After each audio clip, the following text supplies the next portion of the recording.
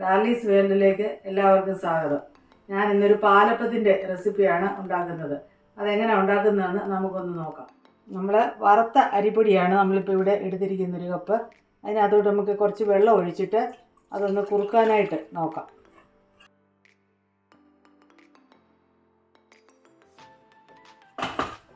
നമുക്കിന്ന് ഒന്ന് കുറുക്കിയെടുക്കാം.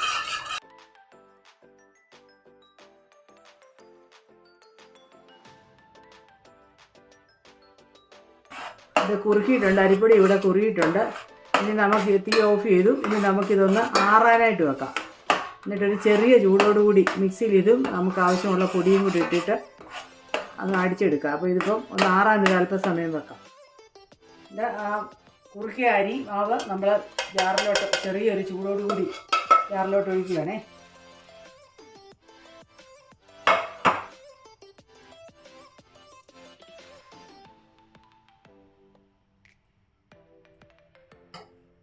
ഇനി നമുക്ക് ഒരു 2 കപ്പ് അരിപ്പൊടി അങ്ങോട്ട് ചേർക്കാം. ഇത് വറുത്ത അരിപ്പൊടിയാണ് ചേർക്കുന്നത്. 2 കപ്പ് അരിപ്പൊടി.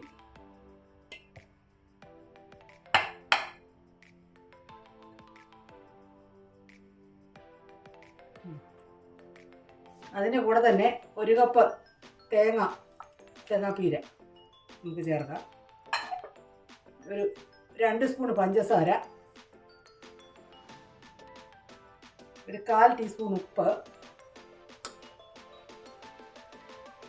ഒരു 1/4 ടീസ്പൂൺ ഈസ്റ്റ്. നമുക്ക് അരയ്ക്കാൻ ആവശ്യമായ വെള്ളം അങ്ങോട്ട് ഒഴിക്കാം.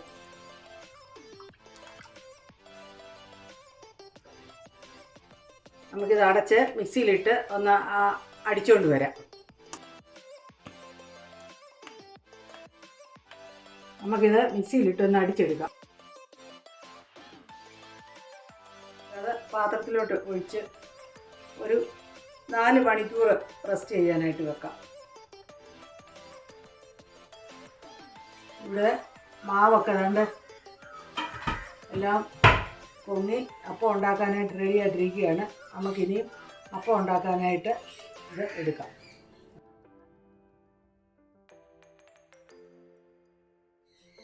നമുക്കിനി അത് അപ്പം ഉണ്ടാക്കാനായിട്ട് മാവ് അങ്ങോട്ട് ഒഴിക്കാം.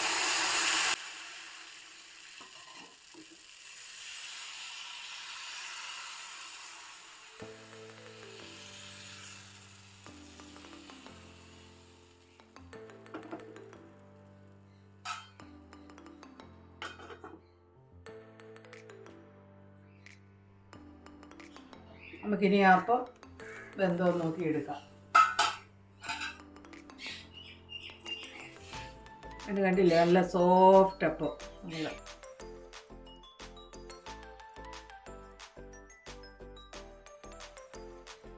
പാലപ്പം ഇവിടെ റെഡിയായിട്ടുണ്ട്. ഇത് വളരെ സോഫ്റ്റുമാണ്, ടേസ്റ്റിയുമാണ്. രാവിലത്തെ ബ്രേക്ക്ഫാസ്റ്റിന് ഇത് ഉപയോഗിക്കാം.